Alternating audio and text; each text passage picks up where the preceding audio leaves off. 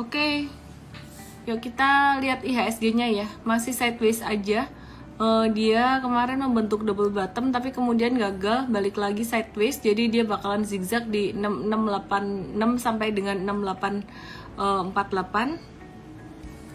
Terus kemudian saham-saham big cap perbankannya juga masih stagnan aja. Ini kayaknya nggak ada window dressing untuk saham banking big cap. Perkiraan aku sih ini fund manager reksadana mereka udah pada cuan ya, udah pada kinerjanya tuh udah mencapai target 2022 ini, sehingga akhir tahun untuk saham-saham big cap perbankan juga nggak terlalu banyak fluktuasi. Karena tahun kemarin big banks-nya sendiri growth-nya udah tinggi banget, teman-teman bisa lihat di sini ya, udah tinggi banget di tahun 2022. Jadi fund manager, asset management reksadana mereka udah mulai cuan ya, udah capai target. Oke, sekarang kita lihat juga untuk saham big banks yang lain. BMRI juga masih sideways aja di area supportnya. BBRI malah di resisten, jadi jangan masuk dulu untuk BRI-nya. Untuk BNI masih di area support, jadi yang masih di support itu ada BNI dan juga Bank Mandiri. Bank Mandiri di support, terus BBCA lagi di support nggak nih? BBCA lagi di resistennya, jadi yang lagi di support sekarang BNI dan Bank Mandiri. Nah terus teman-teman, bentar ya. Kemarin aku ada bahas BBTN ya, aku mungkin mau bahas ulang untuk BBTN-nya. Halo, selamat malam semuanya. Aku mau bahas BBTN-nya. Malam hari ini kita akan bahas sektor retail, tapi sebelumnya aku pengen bahas beberapa saham perbankan dulu yang lagi right issue, deket-deket right issue gitu. Dan besok di morning briefing M-Trade akan dibahas saham sektor consumer good, saham-saham consumer good apa yang potensial. Jadi consumer good dibahas di morning briefing M-Trade besok gitu. Rekomendasinya apa? Tunggu aja besok, dan kayaknya ada di luar consumer good juga. Nah untuk BTN sendiri ini kemarin aku ada bahas, dia tuh market leader di perumahan, menguasai 39,4% KPR secara umum dan 84% kredit rumah bersubsidi di Indonesia. Terus untuk BBTN sendiri ini dia KPR-nya tuh merupakan penyumbang utama kredit. Jadi 81% dari total kredit per September 2022 itu yang didistribusikan oleh Bank BTN merupakan kredit perumahan. Dan KPR ekspansif saat ini tuh disertai dengan kualitas NPL yang masih oke. NPL-nya nggak naik, jadi dia flat di angka 3,5%. Yang lebih menarik lagi dari BTN, saya melihat valuasinya sih. Valuasinya itu di angka 0,67 kali PBV, sedangkan nanti kalau udah right issue itu naik cuman jadi 0,74 kali PBV aja. Masih murah, masih di bawah 1, meskipun sebenarnya angka di bawah 1 nggak bisa selalu jadi patokan, tapi kebetulan untuk BTN ini memang pas lagi murah gitu ya. Nah kemudian harga pelaksanaan right issue-nya sendiri di angka berapa? Di 1.200. Sekarang harga BTN itu di harga 1.380. Jadi harga right issue-nya masih di bawah harga saat ini di angka 1.200 dan akan come right issue tanggal 22 Desember 2022, yaitu 2 hari lagi, dan ex right issue-nya itu 23 Desember 2022. Perdagangannya dimulai tanggal 28 Desember sampai 5 Januari untuk right issue-nya. Dari right issue ini BTN bakalan dapat dana segar itu sekitaran 4,13 triliun rupiah ya. Jadi dia bakalan bisa punya modal lebih banyak untuk menyalurkan kredit lewat KPR-nya dia gitu. Terus dia juga akan bertahan di KBMI, Bank KBMI 3, valuasinya cukup murah, dan teman-teman bisa watch untuk BBTN ini jelang right issue. Boleh diambil nggak right issue-nya? Kalau aku perhatikan dengan fundamental yang cukup oke, right issue-nya bisa diambil sih teman-teman ya, tapi tetap disclaimer juga, dan harganya cukup murah, masih cukup jauh dari harga sekarang, jadi diskonnya lumayan gitu. Oke, jangan full margin ya. Oke, sekarang aku mau bahas untuk saham sektor retail nih teman-teman ya, aku mau bahas sektor retail. Retail gimana nih kabarnya di akhir tahun ya. Jadi tadi pagi di morning briefing M-Trade sempat dibahas sektor retail juga ya. Di jelang Nataru biasanya ya ada 4 retail, Ralphs, Aces, Mapi, dan Era yang kita perhatikan pendapatan kuartalan perusahaan di akhir tahun itu selalu mencapai puncaknya pada kuartal 4 tiap tahunnya atau di akhir tahun. Nah, dengan rata-rata pertumbuhannya sekitaran 25% secara kuartalan, secara QOQ. Meskipun demikian ya, dari sisi laba bersih itu nggak menunjukkan tren yang serupa, tidak menunjukkan tren yang seperti itu. Jadi kita lihat masih ada fluktuasi dari nilai tukar rupiah dan biaya operasional yang mempengaruhi fluktuasi laba bersih perusahaan retail, meskipun pendapatannya di akhir tahun cenderung naik gitu. Nah, terus dari sisi emiten sendiri untuk Mapi, Era, Aces, dan juga tiga ini dulu sih, Mapi, Era, dan Aces ini punya korelasi pendapatan paling sensitif ketika momen Nataru. Nah, sedangkan untuk Ralphs sendiri ini marketnya tuh lebih banyak dipengaruhi oleh Lebaran di kuartal kedua. Jadi Ralphs ini tidak terlalu banyak dipengaruhi oleh Nataru. Oke, aku pin dulu pertanyaan dari GJE 5000.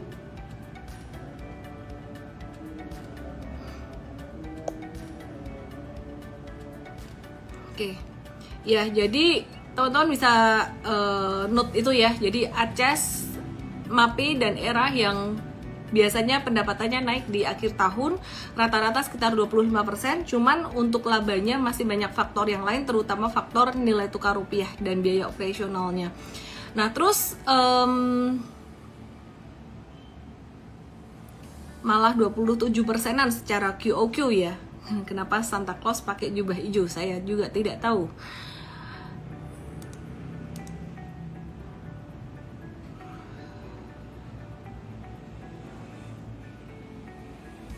Kalau dibandingin 3 itu, Aces, Mapi, dan Era itu yang pertumbuhannya secara kuartalan di kuartal keempat selama 4 tahun terakhir itu sekitaran paling tinggi ya.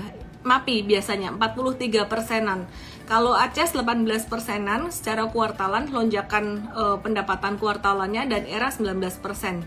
Jadi kita lihat yuk untuk saham Mapi gimana. Kita lihat dulu secara teknikalnya.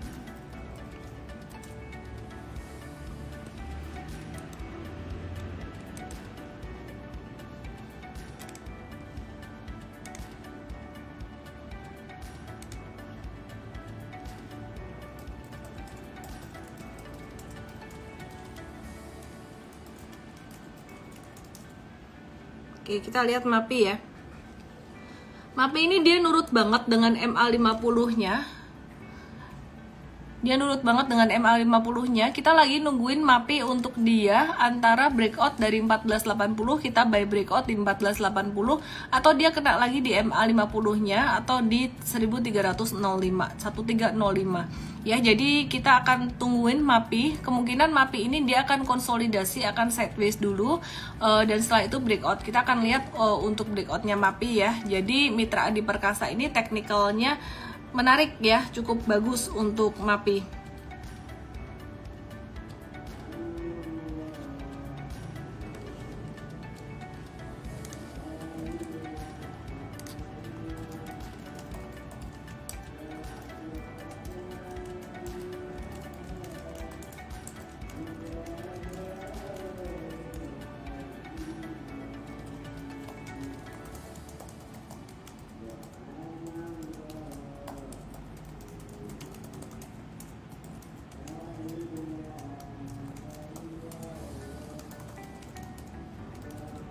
Oke, nanti saya akan bahas untuk fundamentalnya dari Mapi, Ralphs, dan juga Aces. Tapi sekarang aku bahas dulu teknikalnya.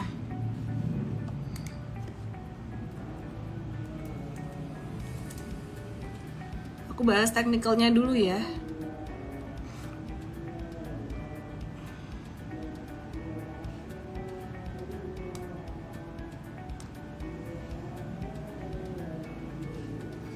Ini Ralphs teman-teman, beda sama Mapi. Ralphs ini dia banyakkan sideways-nya, padahal ini company dia cash rich, termasuk yang cash rich, dia cash flow-nya cukup bagus. supportnya di 550. Jadi untuk trading bagusan MAPI, sedangkan untuk RALS ini dia lebih bagus untuk buy and hold buat jangka menengah panjang, buat turnaround story ya. Jadi mesti agak sabar untuk trading RALS di sini. Supportnya di 550-an. Terus resisten 595, jadi kalau trading sekitaran area itu buy sekitaran 550 sampai 560, profit taking sekitaran 590 sampai 600-an.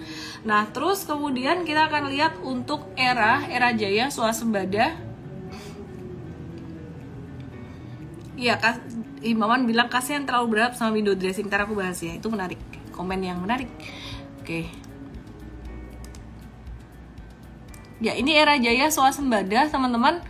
Dia sempat udah uptrend duluan, terus kemudian dia jadi downtrend. Ini dia sebenarnya udah naik duluan nih. Era jaya swasembada tuh dia tuh udah rally duluan di 2020-2021 kemarin.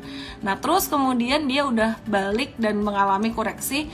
Jadi untuk saham-saham kayak gini aku prefer untuk trading aja sebenarnya, bukan untuk long term investment. Meskipun kalau tradingnya trading jangka menengah, ngehold beberapa bulan itu pakai technical, benar-benar pakai technical. Jadi aku ngelihat retail ini juga termasuk saham yang cyclical, bukan cuman sektor komoditi aja. Nah, kalau kita perhatikan sekarang untuk saham RALS ini,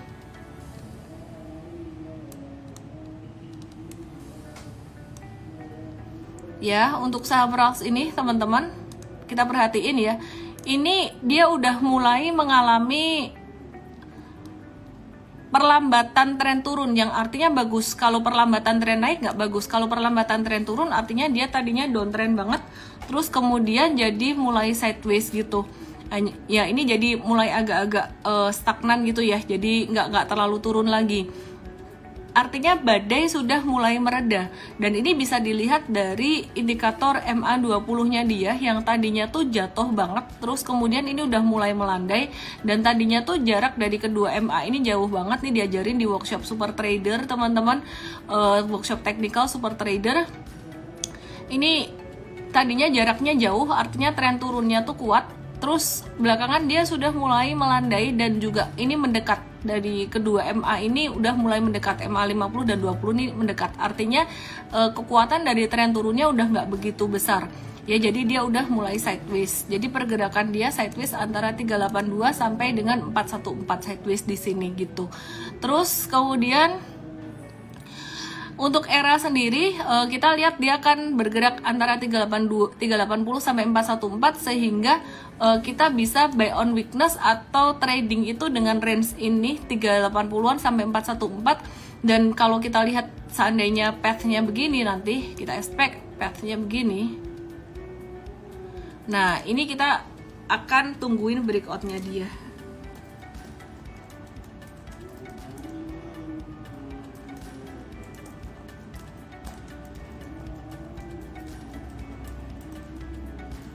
Oke, jadi ini kita expect kayak gini ya untuk era ya. Sementara belum terjadi sideways, kita tunggu aja dulu sekitaran area support 378 380-an. Nah, sekarang ini yang rame banyak ditanyain ACS, kita masih di saham retail dulu karena kita ngelihat untuk saham retail ini akan ada potensi untuk rame di akhir tahun nanti, terutama tadi yang kita bahas yang banyak di akhir tahun ada peningkatan pendapatan tuh lebih ke ACS, MAPI, dan juga ada era jaya swasembada. Sedangkan RALS sendiri tuh lebih banyak rame di lebaran. Mtrade ada trading ACS beli kemarin dan hari ini profit taking untuk jangka pendek sekitaran 4 sampai 5%-an untuk ACS-nya. Kenapa jangka pendek tradingnya cepat banget profit takingnya? Karena kita sebenarnya memanfaatkan pantulan dari downtrend. Jadi beda kalau misalkan kita buy on weakness-nya itu bekas uptrend. Ini buy on weakness-nya tuh bekas downtrend terus dia mantul naik gitu. Jadi kalau bekas uptrend terus dia turun dikit, nah kita bisa lebih berani ngeholdnya lebih lama. Tapi kalau ini kita buy on weakness dari bekas downtrend, ini most likely dia akan bisa jadi sideways begini.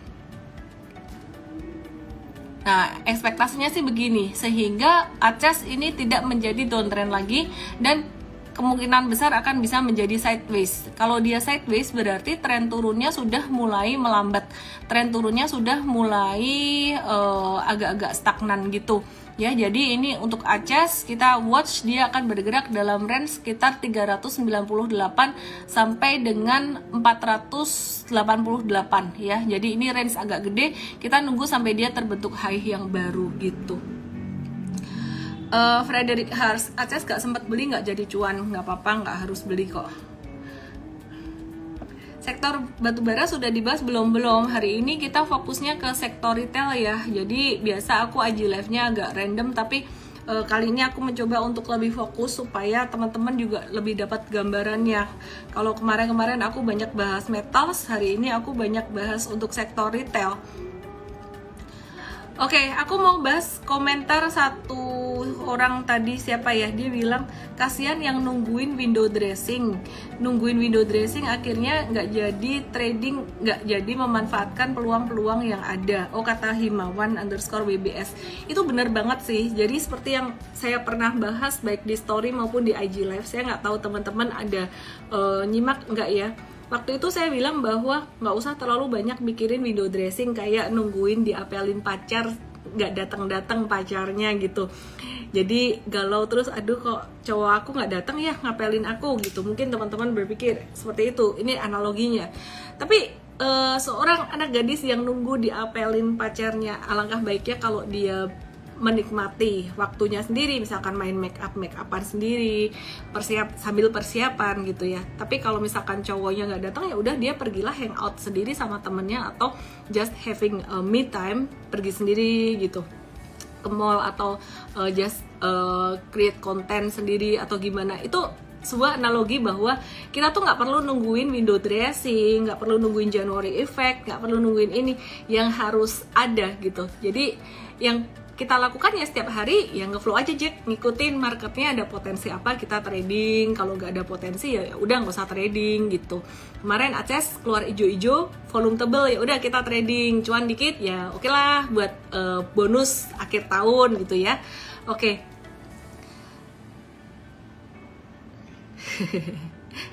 Pacarnya PHP, Windows dressing, lucu, gadis manja lagi. Oke. Terus apa lagi ya?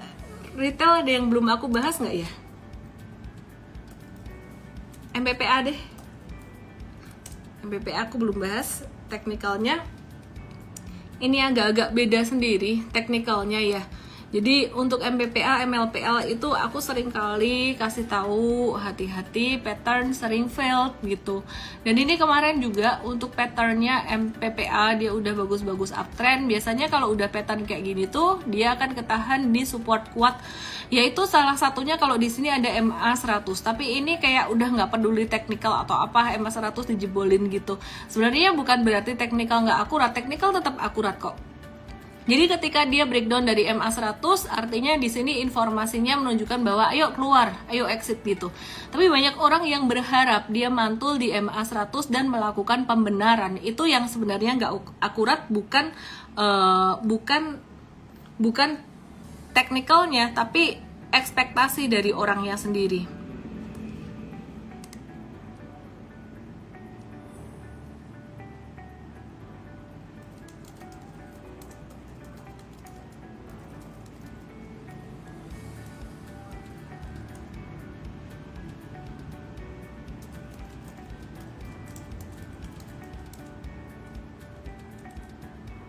Oke.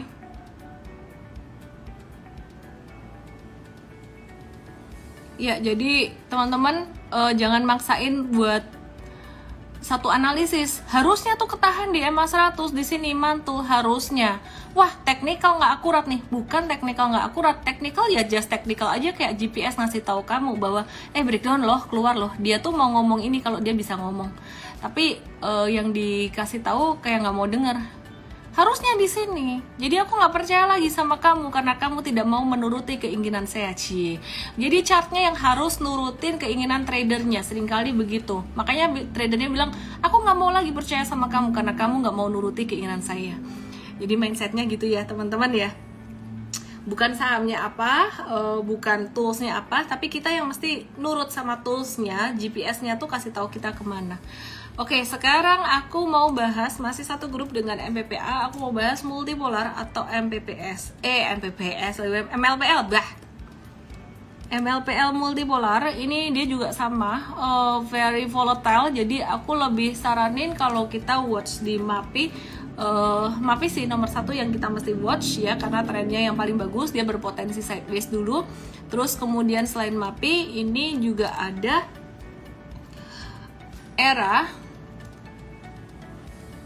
dan juga ada ACES yang di bawah banget. Dan teman-teman kalau misalkan punya duit lebih mau ngumpulin ini dikit-dikit buat simpen tahun depan ada reversal ya, ini pas lagi di murah-murahnya banget, sangat murah sekali. Yang selalu benar yaitu market itu sendiri guys, ya dong.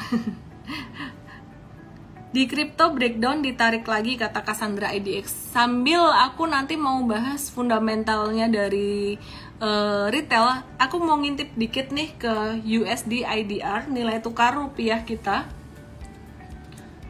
terhadap mata uang dolar Amerika. Ini gimana ya? Udah mulai stabil belum ya? Ini udah mulai stabil guys, sudah mulai oke. Kalau ngelihat chartnya di sini, bahkan yang terakhir dia itu membentuk lower high. Lower high itu artinya trennya sudah mulai agak-agak melambat sedikit untuk kenaikan dari US dollar ini ya. Jadi udah mulai agak stagnan, dan di sini kita lihat juga inflasi Amerika tuh udah mulai agak terkendali, sehingga kenaikan suku bunga kemungkinan akan direm, sehingga ini bisa membuat US dollarnya lebih stabil dan nggak terus menguat gitu. Dan ekspektasinya dia bisa turun sampai ke 15.400 lagi dalam jangka pendek, yaitu dalam rentang waktu kurang dari 1 bulan bisa sampai ke 15.400 lagi kalau ngelihat chart kayak gini ya. Jadi nanti kalau ada perubahan aku akan update lagi.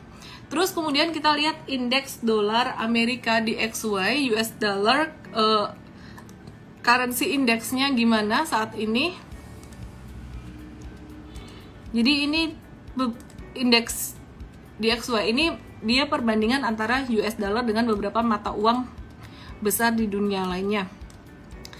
Kita lihat untuk DXY-nya sendiri, US dollar currency index-nya ini juga malah udah tren turun. Jadi kalau bisa dibilang bicara tentang kenaikan atau penguatan nilai tukar US dollar ini sudah mulai aman ya, udah mulai stabil. Jadi teman-teman yang mau investasi jangan investasi US dollar karena dia udah mulai agak-agak melambat gitu. Ketika teman-teman mau investasi, tips aku beli yang lagi murah, yang lagi di bawah, jangan beli yang di atas atau beli yang lagi mahal gitu. Oke. Terus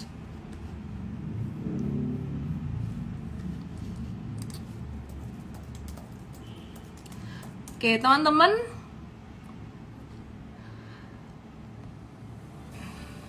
ini aku mau infoin untuk MVest, program edukasi investing kita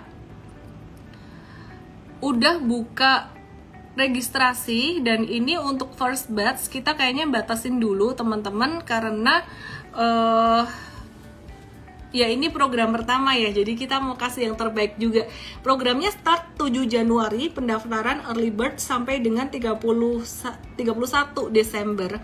Jadi bisa daftar ke bit.ly/daftar MVest, dan ini cocok banget buat kalian yang masih pemula atau kalian yang trading tapi capek trading, nggak bisa ngamatin layar, nggak bisa ngamatin monitor gitu. Oke, aku mulai mau bahas untuk fundamental dari ACES sendiri ya.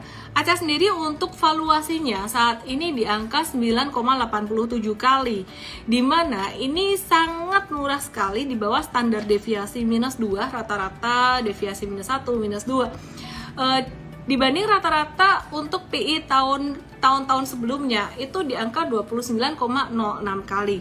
Dan untuk ACES sendiri ini sangat murah sekali ya. Jadi data yang didapat dari tim Mtrade ya, ini bukan saya tapi tim Mtrade kredit, aku kasih ke tim Mtrade yang kasih aku data-data ini.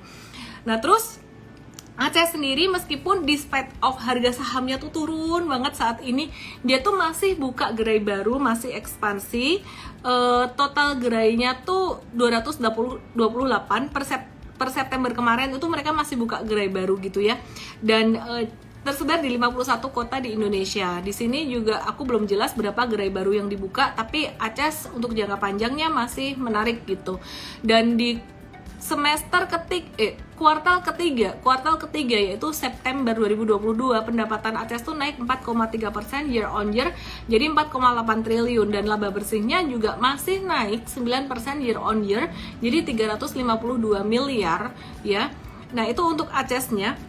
Ada downside risk-nya. Downside risk-nya apa? Untuk ACES nih biar berimbang ya. Untuk downside risk-nya untuk ACES ini dia pelemahan nilai tukar rupiah karena bahan baku dan kebanyakan impor itu menjadi satu downside risk buat ACES. Tapi tadi kita ada lihat untuk indeks dolar Amerika dan juga nilai tukar Amerika terhadap Indonesia itu sudah mulai membaik, sehingga ke depan resiko untuk pelemahan nilai tukar rupiah buat ACES ini jadi nggak terlalu signifikan lagi. Kemudian ada resiko inflasi juga untuk ACES yang membuat daya beli masyarakat agak-agak berkurang atau menurun. Tapi kalau kita perhatikan di Indonesia ya orang masih belanja-belanja aja untuk golongan middle down-nya. Nah, maka dari itu Lebaran itu jadi rush lebih rame gitu. Tapi kalau untuk ACES sebenarnya nggak terlalu ngaruh ya kalau middle down-nya aktif belanja, karena sebenarnya ACES tuh lebih ke middle up gitu. Oke, terus kemudian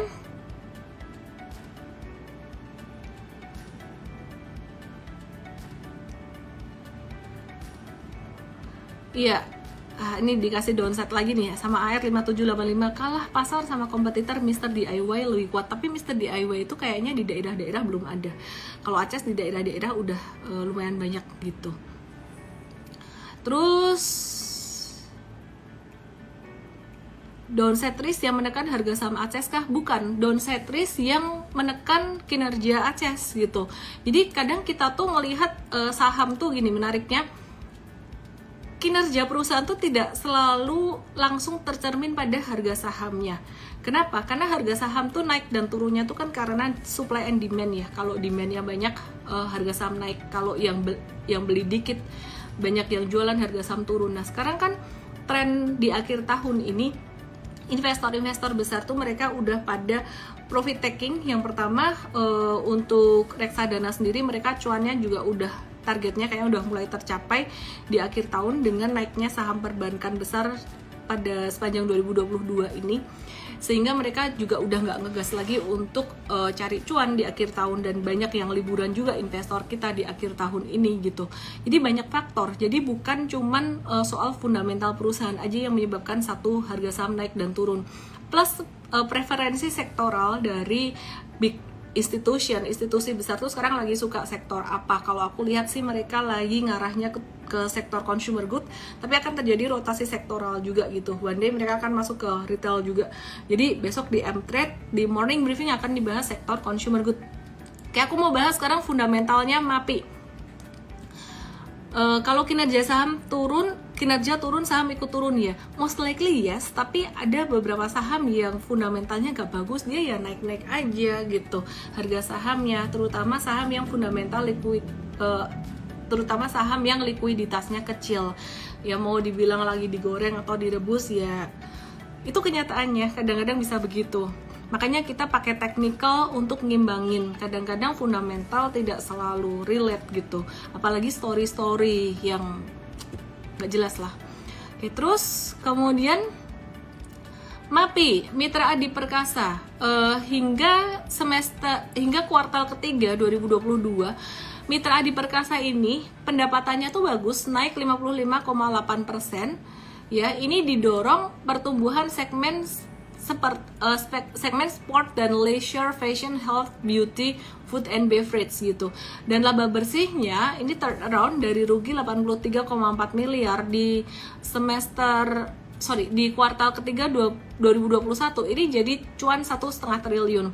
Dan aku bisa bilang rugi cuman 83,4 miliar pada masa pandemi itu merupakan satu hal yang bagus.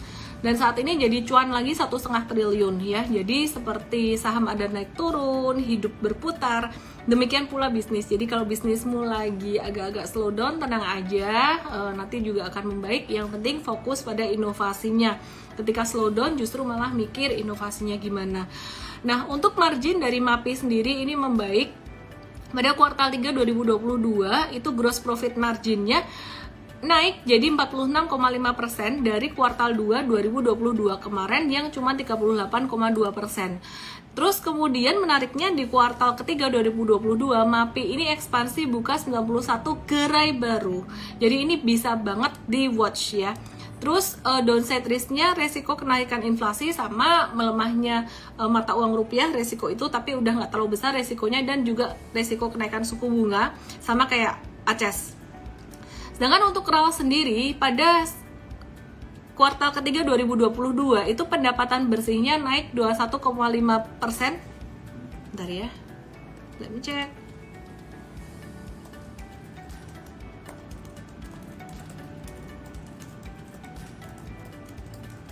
Oke.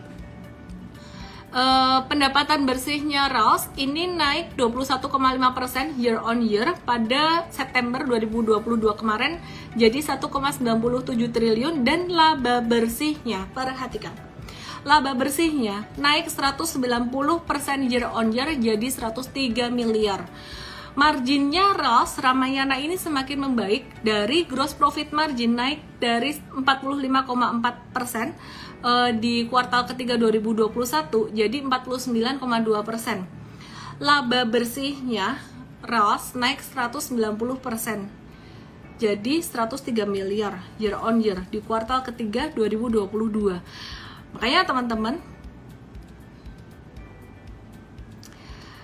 kenapa aku bilang buat saham retail, buat investing ya. Jadi buat trading ini kayaknya aku ngelihat ini bakalan aktif juga. Mungkin nggak sekarang, tapi Januari mungkin bisa aktif di sini. Oke. RALS kok sendiri, yang lain pada kemana-mana ya, tinggal nunggu giliran ya. Oke, terus aku akan invite Coach Tasya. Kalau tadi kita bahas tentang retail, dan besok di M-Trade akan dibahas sektor consumer good yang menurut aku juga beberapa sahamnya nampak di M-Trade besok di morning briefing jam 8.15. Aku mau invite Coach Tasya untuk bahas sektor CPO. Halo Coach Tasya, selamat malam. Mami.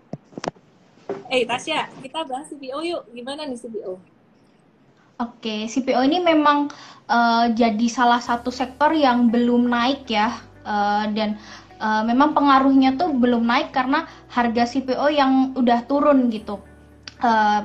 Tapi sebenarnya ini juga akan ada efek dari Nataru, mengingat juga ini masih ada related sama retail gitu, karena kan ketika akhir tahun biasanya juga akan ada ini ya peningkatan demand akan minyak goreng juga. Dan kalau kita lihat ekspor kan juga sudah dibuka lagi ya, kalau melihat dari peraturan pemerintah. Kalau di awal tahun kan ditutup, nah sekarang udah dibuka nih, apalagi pas kuartal 3 lalu ada Diwali gitu kan. Jadi ya harusnya di kuartal 4 ini akan semakin membaik gitu. Jadi kita lihat juga CPO ini untuk tahun depan mungkin akan ada pemulihan kinerja gitu, Miss.